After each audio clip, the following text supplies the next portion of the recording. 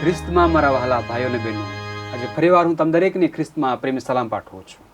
આજે આપણે ફરીવાર હું તમને આવકાર કરું છું. હું પાસ્ટર રવિન્દ્ર ગામિત આજના બીજા ત્રિમાસિકના 8મા સભાસરના પાઠમાં ફરીવાર આવકારું છું. આજનો સભાસરનો પાઠ છે વિશ્વાસ રાખવો. અને આજના આ સભાસરના પાઠને શીખવા અને સમજવાના માટે આજે આપણી પાસે ફરીથી મહેમાનો છે. હું મહેમાનોને વિનંતી કરીશ કે તેઓ ફરીવાર આપણા મધ્યે તેઓ પોતાની ઓળખાણ આપણામાં આપશે. આજનો રવિવારનો મારો અભ્યાસ પાઠ છે ફક્ત એક નિશાની આપો અને સોમવારનો પાઠ ઈસુ આપણો વિશ્વાસ શું. હું અલ્પેશ ગામિત આ અભ્યાસની અંદર તમારી સાથે દોરીવણી કરીશ. હું છું તમારી સાથે ઈસુફ ગામિત. હું આજનો મંગળવારનો પાઠ વિશ્વાસ એ લાગણી નથી અને બુધવારનો પાઠ છે કે વિશ્વાસના કેટલાક ઉદાહરણો.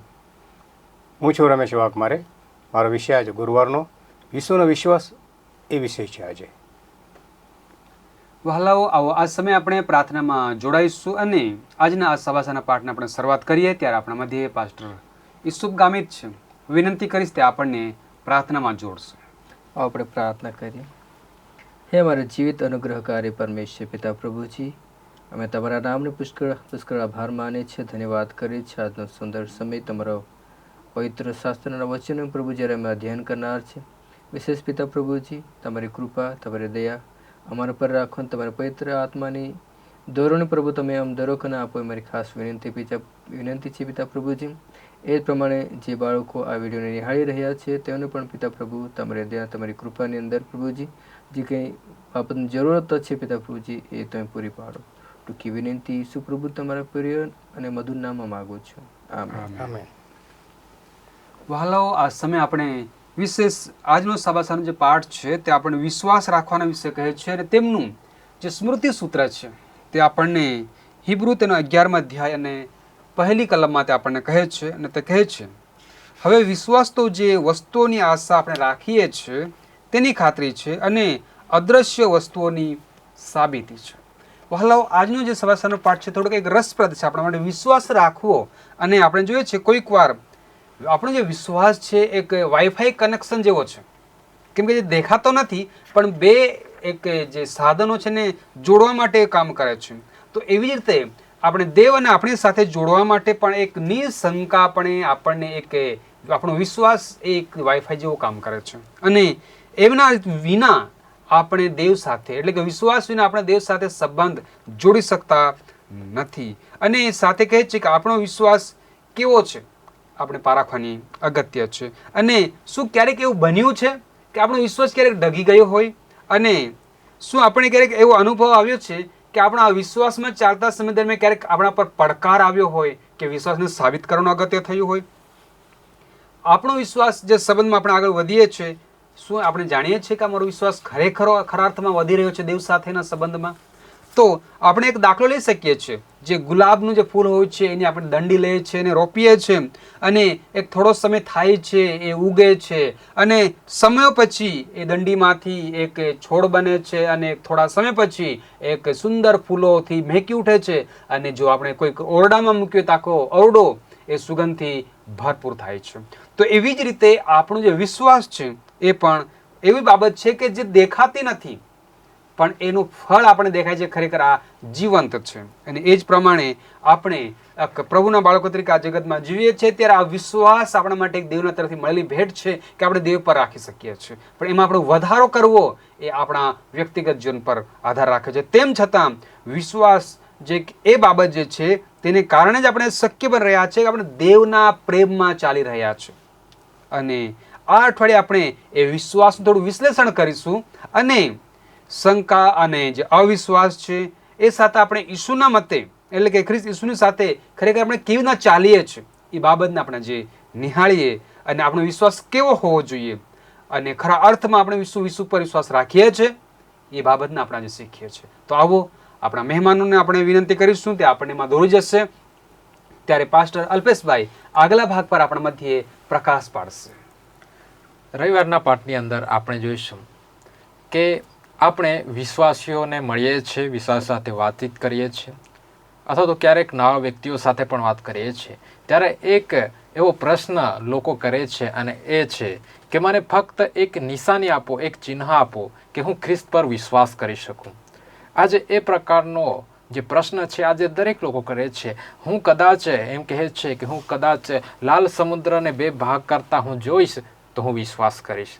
જો હું ઈસુ ખ્રિસ્તને આંધળાઓને દેખતો કરીશ એવું હું જોઈ લઈશ, અથવા તો કોઈકને ચાલતો એવો એક ચમત્કાર હું જોઈશ તો હું એના પર વિશ્વાસ કરી લઈશ.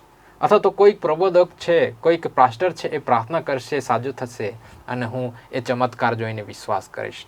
આજે એવા લોકો પ્રશ્ન કરે છે કે મને એક ચિહ્ન આપો, એક કારણ આપો કે હું એના પર વિશ્વાસ કરું. પરંતુ એ સમય કરતાં જે કે લોકોને ચમત્કાર જોયા, અદ્ભુત કૃત્ય જોયા, એના કરતાં આપણા માટે વિશ્વાસ કરવો સહેલો છે. કારણ કે બાઇબલ આપણને કહે છે કે ઇઝરાયેલો પાસે બાઇબલ ન હતું, પરંતુ શું આપણા પાસે બાઇબલ છે.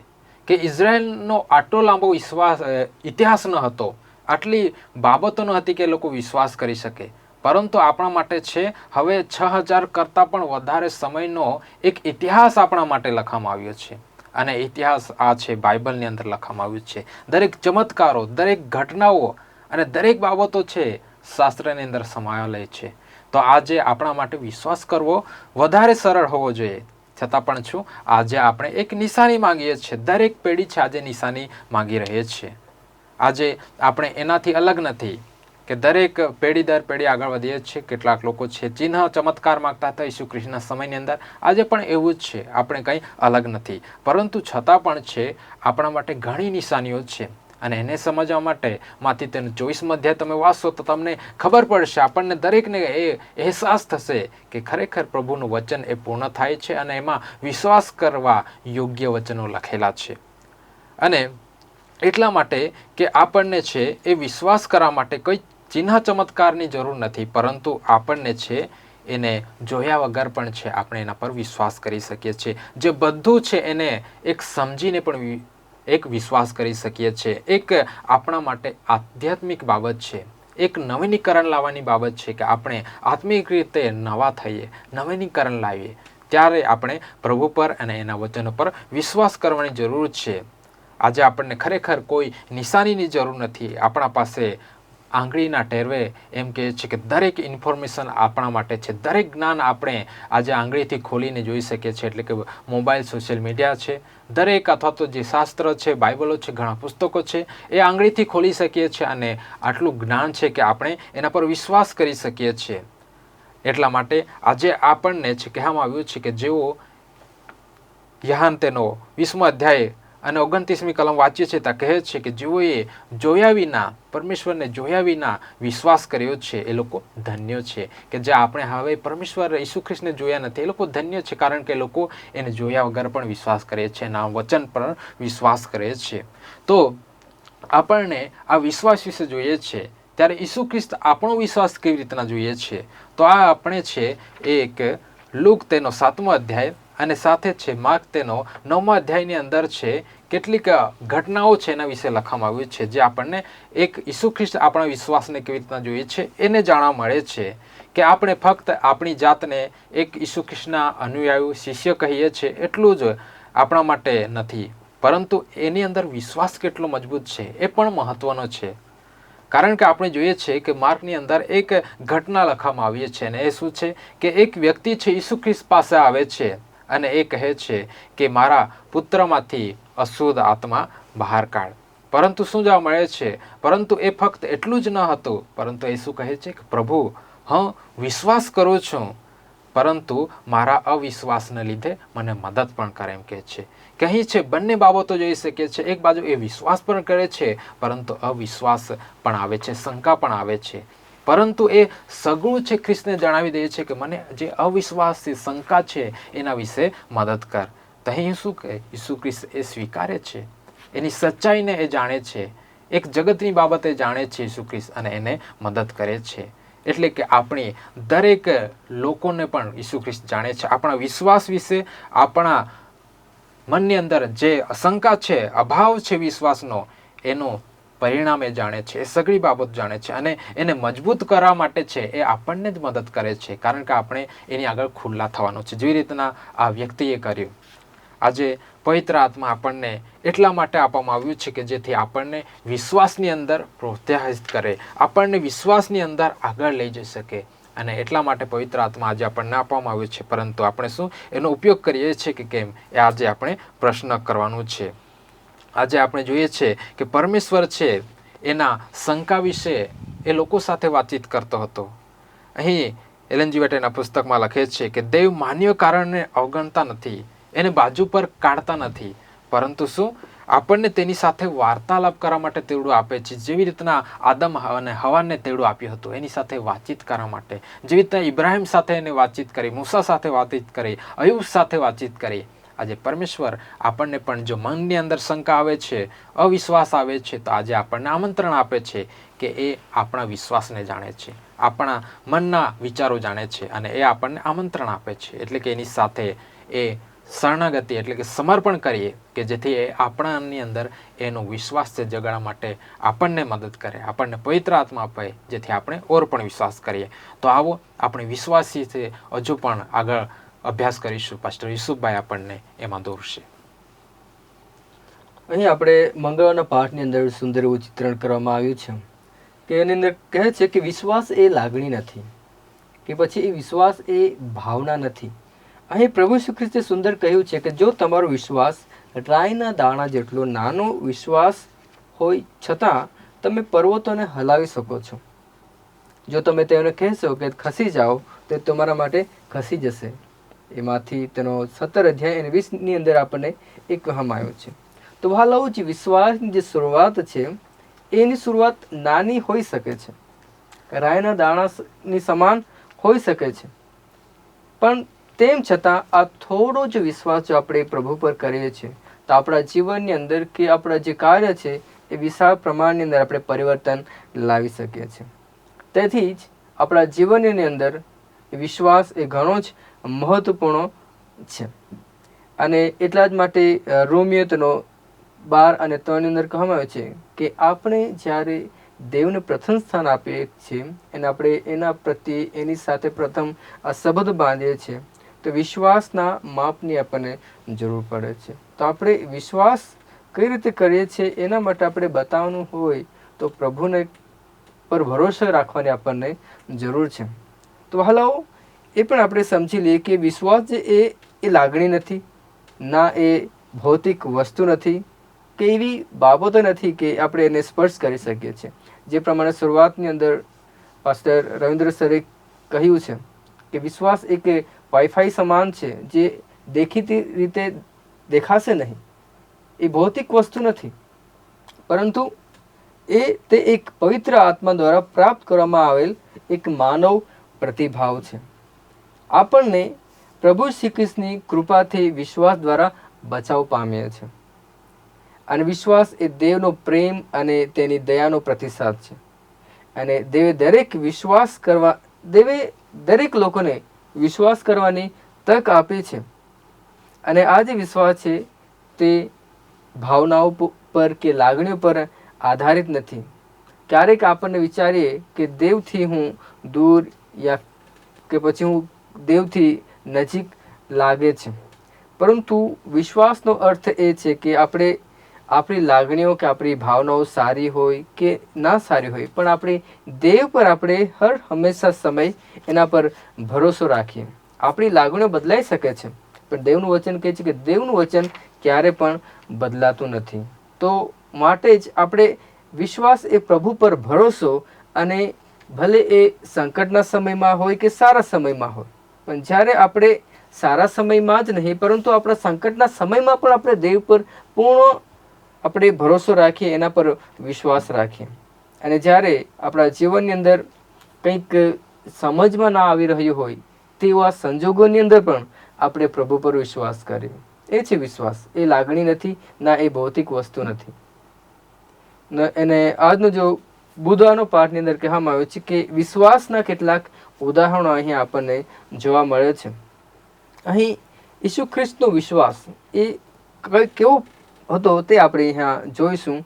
અને એ જ માટે આપણે જોઈ શકીએ છીએ હિબ્રુનું પુસ્તક તેનો 11 અધ્યાયની અંદર અહીં ઘણા એવા બાબતો માટે અહીં આપણને જોવા મળી શકે છે કે ઘણા વિશ્વાસના ઉદાહરણો અહીં આપણને મળે છે. જ્યારે પ્રભુ શ્રી કૃષ્ણ આ જગતની અંદર હતા, એને સંપૂર્ણ જીવન જે છે, જ્યારે આ જગત પર એને જ્યારે જીવ્યું 33 વર્ષ, આપણે અહીંયા જોવા મળે છે કે પૃથ્વી પર જીવતા તેણે સંપૂર્ણ વિશ્વાસનો દાખલો આપણને આપ્યો છે. અને એ દાખલો કે સુંદર પ્રમાણે એને આપ્યો છે કે તેણે દરેક પરિસ્થિતિમાં પોતાના પિતાની ઉપર એ ભરોસો રાખે છે. એણે પોતાની ઈચ્છા પ્રમાણે ના કર્યું, પરંતુ દેવ પર સંપૂર્ણ ભરોસો રાખીને એને દરેક પરિસ્થિતિની અંદર, હા, પ્રભુ શ્રી કૃષ્ણ પર દુઃખ લાદવામાં આવે છે, એની પરીક્ષા કરવામાં આવી, એને ક્રૂસ પર જોડવામાં આવ્યો, તેમ છતાં પણ એ તેના પિતા પર જે છે એ સંપૂર્ણ ભરોસો રાખે છે. એણે તેમનો વિશ્વાસ તેણે છોડ્યો નહીં. ખ્રિસ્તનો વિશ્વાસ માત્ર માની લેવાનો ન હતો, પરંતુ આજ્ઞા પાલનનો હતો, અને સાથે જે છે સમર્પણનો હતો. તો હાલો એ જ પ્રમાણનો આપણે પણ વિશ્વાસ કરીએ, આપણે આજ્ઞા પાલન કરીએ. જો આપણે પ્રભુ પર વિશ્વાસ કરીએ છીએ, એનો મતલબ આપણે એનું આજ્ઞા પાલન કરીશું અને આપણું સમર્પિત થઈશું. અને તેણે બતાવ્યું છે કે સાચો વિશ્વાસ દેવની ઈચ્છા પ્રમાણે ચાલવાનું છે, ના કે આપણી પોતાની ઈચ્છા પ્રમાણે ચાલીએ, પરંતુ દેવની ઈચ્છા પ્રમાણે આપણે ચાલીએ. હાલો આજે દેવ આપણા માટે ઈચ્છે છે કે આપણો જે વિશ્વાસ છે એ ઈસુ ખ્રિસ્ત જેવો આપણા જીવનમાં આપણે હોવો જોઈએ. જ્યારે આપણે જીવનની અંદર મુશ્કેલી આવે, સંકટો આવે, ગમે તેવી બાબતો આવે, પણ આપણે એ બાબતોની અંદર પણ આપણે દેવ પર વિશ્વાસ કરીએ, એના પર ભરોસો રાખીએ. જેમ પ્રભુ ઈસુ ખ્રિસ્ત પર સંકટ આવે છે અને પ્રભુ ઈસુ ખ્રિસ્ત પ્રાર્થના કરે છે. વાલો આપણે પણ જે રીતે પ્રભુ ઈસુ ખ્રિસ્ત તેમની પિતાની સાથે જોડાયેલા રહે છે પ્રાર્થના થકી, અને એના વિશ્વાસની અંદર એ ચાલે છે, એ જ પ્રમાણનો વિશ્વાસ આપણે પણ કરીએ. કેમ કે પ્રભુ ઈસુ ખ્રિસ્ત એના પિતા પર એનો વિશ્વાસ હતો, એ જ પ્રમાણે આપણે પણ એના પર વિશ્વાસ કરીએ. અને બાઇબલની અંદર પ્રકાશિત વાક્યની અંદર પ્રકટીકરણની અંદર કહેવામાં આવે છે કે સંતોનું ધૈર્ય એમાં રહેલું છે જેઓ આજ્ઞા પાળે છે. તો હાલો આપણે પણ આજ્ઞા પાળીએ અને પ્રભુ પર વિશ્વાસ કરીએ. અને આજના આ વિશ્વાસના ઉદાહરણો જે પ્રભુ શ્રી કૃષ્ણે આપણને ઉદાહરણ આપ્યું છે કે આપણે આપણા વિશ્વાસનો પણ ઉપયોગ કરીએ. આપણે જોયું કે વિશ્વાસ એ લાગણી નથી, પણ વિશ્વાસ કરવાનો નિર્ણય તમારો અને મારો છે. અને યાદ રાખીએ કે અંધકારમાં પણ જ્યારે તમે તેને જોઈ શકતા ન હોય તેવી પરિસ્થિતિમાં પણ દેવ આપણી સાથે છે. એના માટે આપણે એના પર વિશ્વાસ કરીએ. આગળનો જે સમય છે એ રમેશ પહેલે. સારું, તો ગુરુવારના અધ્યયન તરફ આપણે જઈશું, અને તેમાં આપણને જોવા મળે છે કે ઈસુનો વિશ્વાસ. હવે ઈસુનો વિશ્વાસ અમે જોઈએ છીએ તો ઈસુએ પણ વિશ્વાસ કર્યો છે, અને ઈસુ આપણાને વિશ્વાસ કરવા માટે પણ એક ઉદાહરણ છે. અત્યારે આપણે જોયું કે ઘણા ઉદાહરણો, એલિયા, પાસ્ટર આલ્પેશ એમને કીધું કે એલિયાનો વિશ્વાસ, અને અત્યારે પાસ્ટર યુસેફ એમણે પણ કહ્યું કે વિશ્વાસ કંઈ લાગણી, કંઈ ભાવના નથી. વિશ્વાસ એ એક એવો એ છે, પ્રેક્ટિકલી છે. વિશ્વાસ એક પ્રેક્ટિકલી પણ કહેવાય. અને જ્યારે અમે પ્રેક્ટિકલી વર્તન કરીએ છીએ તો અમે જોઈએ છીએ કે પ્રકટીકરણ 14 અધ્યાય અને 12 વચનમાં કે ઈસુ પર વિશ્વાસ અને તેની આજ્ઞા પાળવી. તો આ બંને એક સાથે સંગતમાં હોય તો અમે વધુ ને વધુ વિશ્વાસમાં અમે આવીએ છીએ. હવે વિશ્વાસ એવી બાબત છે કે જ્યારે અમે આજ્ઞા તરફ જોઈએ છીએ તો ઈસુ પર વિશ્વાસ રાખવાનો છે, અને તે પ્રેક્ટિકલ રૂપે આપણે તેનું પાલન આપણે કરીએ. અને જો અહીંયા તે ઈસુ પર વિશ્વાસનો અર્થ શું થાય છે? કેમ કે આજ્ઞાના સાથે સંબંધ છે એનો. પ્રકટીકરણ 14:12 કે છે ત્રીજા દૂતનો સંદેશ. તો ત્યાં જો તમે સેવન્થ ડે એડવેન્ટિસ્ટ જો મંડળી એ વિશ્વાસ કર્યો છે અને વિશ્વાસ રાખે છે, અને એવો અભ્યાસ છે કે વિશ્વાસ દ્વારા ન્યાય પણ.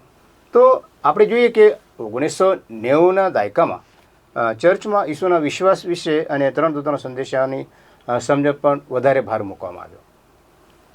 ત્યાં સુધી કે ચર્ચ કાયદા પર ઘણો ભાર મૂકતો હતો, અને તેને સ્વરતા માટે વધુ ભાર રૂપે મૂકવાની જરૂર હતી. એલન જી વ્હાઇટે ત્યાં એ જ કહ્યું છે કે દેવની આજ્ઞાઓ જાહેર કરવામાં આવી છે, અને ઈસુ પર વિશ્વાસ પણ ત્યાં રાખવા માટે આપણાને પ્રોત્સાહિત કરે છે. તો ઈસુ પર વિશ્વાસ કેમ કરીએ? ઈસુનો વિશ્વાસ, પહેલાં તો આપણે ઈસુનો વિશ્વાસ એ આપણા માટે દાખલારૂપ છે. ઈસુએ વિશ્વાસ કર્યો છે. હવે ઈસુએ પ્રાર્થના કરી વધસ્તંભ પર. માથેના પુસ્તકમાં તમે જોશો 26 અધ્યાય 36 થી 42. જ્યારે વધસ્તંભ પર ઈસુ હતા ત્યારે એમ કીધું કે મારાથી આ પ્યાલો દૂર કરો, પણ મારી ઈચ્છા નહીં પણ તમારી ઈચ્છા. તો જ્યારે પ્રભુએ આ પ્રાર્થના કરી તો શું એમને તરત જવાબ મળ્યો? તો એ જવાબ તો મળ્યો જ નહીં, પણ શું એમનાથી પહેલો દૂર કરાયો? તો આ બાબત કે જ્યારે અમે પ્રાર્થના કરીએ, જ્યારે અમારી આગળ કંઈ પરીક્ષણ હોય, જ્યારે અમારા આગળ કંઈ દેવની ઈચ્છા પ્રમાણે અમે કરવા માગતા હોય, કે અમને અડચણરૂપ આવી જાય, તો અમે નાશભાગના અમે થઈએ, નાશભાગ નહીં થઈએ અમે. પણ એવો વિશ્વાસ અમે ટકાવી રાખીએ કે ઈસુ તરફ આપણે જોવું પડશે આપણને, કે ત્યાં તેમણે જે પ્રાર્થના કરી હતી વધસ્તંભ પર, તેઓને ત્યાં વિશ્વાસ હતો કે આ પ્યાલો મારાથી દૂર થાય તો દૂર કરો, પણ ત્યાં પ્યાલો દૂર થયો નથી. અને તેમને એમ કે આ એક યોજના છે, પ્રભુની આ એક યોજના છે કે અમે જ્યારે વિશ્વાસ કરીએ છીએ તો અમારા માટે કંઈક સારી યોજનાઓ છે, કે અમે એક સારા જેમ કે દાનિયેલને શદ્રક મેશક અબેદનગો જેમને તેમનું જે જીવન છે, કે તેમણે જ્યારે પ્રાર્થનામય જીવન અને વિશ્વાસમય જીવન વિતાવ્યું ત્યારે તેઓને પણ એક અગ્નિ ભઠ્ઠીમાં તેમણે એક તપસવામાં આવી છે. તો આ એક અગ્નિ ભઠ્ઠી છે, અમારા વિશ્વાસની એક અગ્નિની ભઠ્ઠી છે. અમને અમારા પ્રશ્નના જવાબ કે અમારે જે કે પ્રાર્થના જવાબ મને ન મળતા હોય, તો જ્યારે આપણે ઈસુમાં વિશ્વાસ રાખીએ છીએ ત્યારે તેનો અર્થ એ જ છે કે તેમને અને તેમના વચનના આજ્ઞાપાલન દ્વારા આપણે પ્રભુમાં જે કંઈ વિશ્વાસ હતો તેનું અનુકરણ કરીશું. બસ અનુકરણ આપણે કરવાનું છે, પણ તે સાથે ઈસુ સાથે સક્રિય અને જીવંત દૈનિક જે જીવન છે આપણું, તેમાં આપણે અનુભવ આપણે મેળવી શકીશું.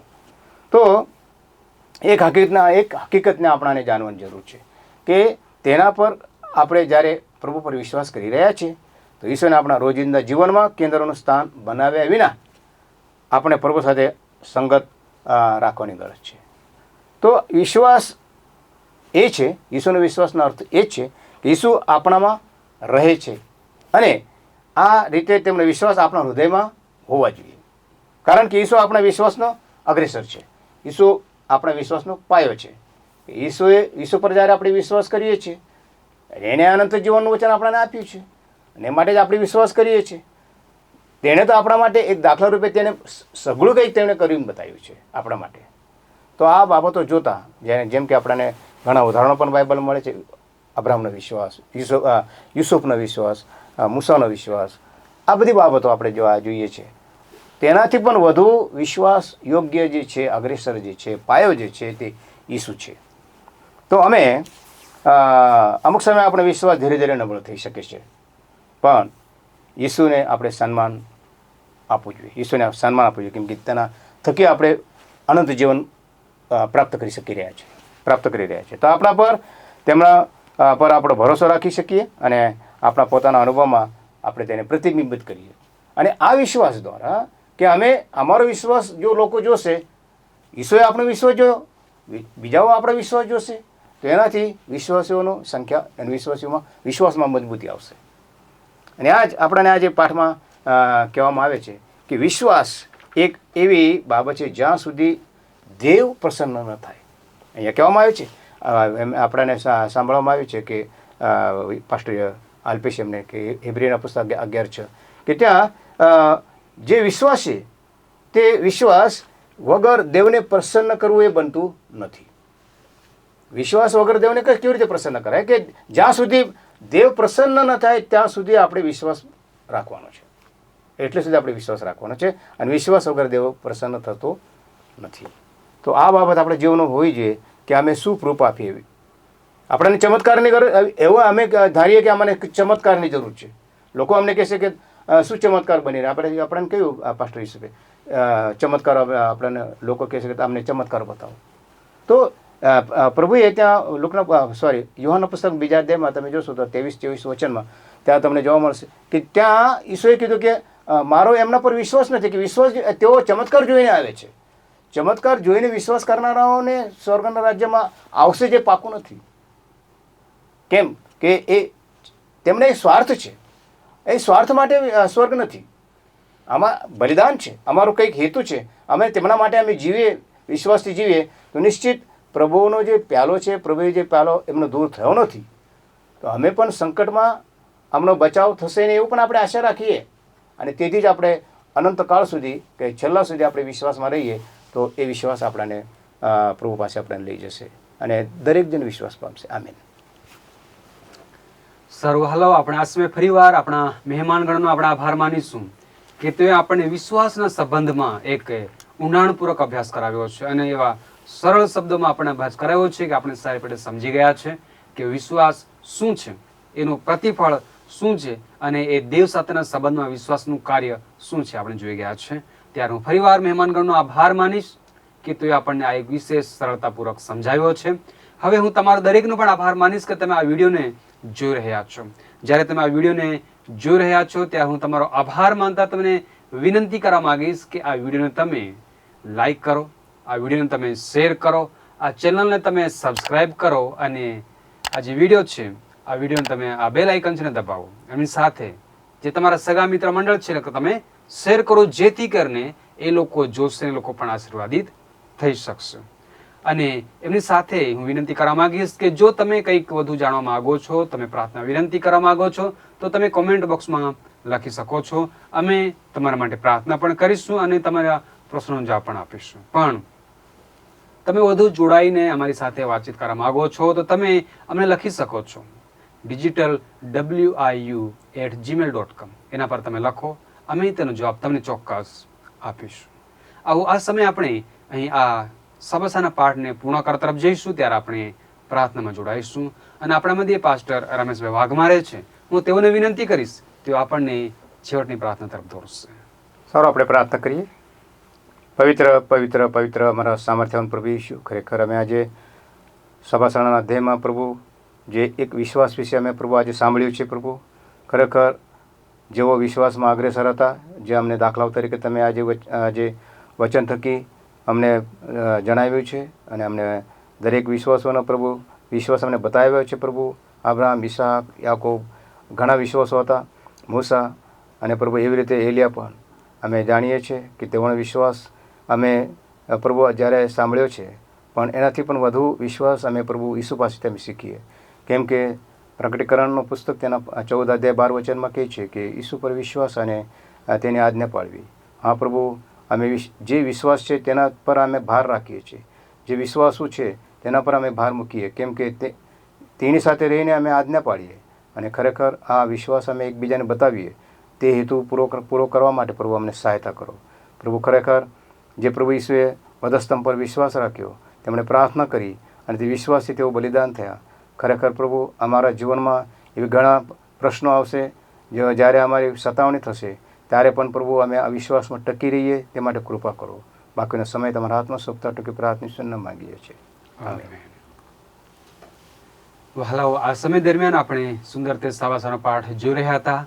આવો આ સમય દરમિયાન આ સબાસણના પાઠમાંથી આપણે રજા લઈશું. અહીં આપણે આ સવાસના પાઠને પૂર્ણ કરીએ છીએ. ત્યાં સુધી આપણે ફરીવાર પ્રાર્થનામાં જોડાઈ રહીએ. પ્રભુ તમ દરેકની સાથે થશે અને આપણે ફરીથી મળીશું ત્યારે એકબીજા સવાસના બીજા ટોપિક સાથે અને ત્યારે આપણે ફરીથી મળીને એક નવા અભ્યાસક્રમમાં જોડાઈશું. પ્રભુ દરેકને આશીર્વાદ આપશે. આમીન.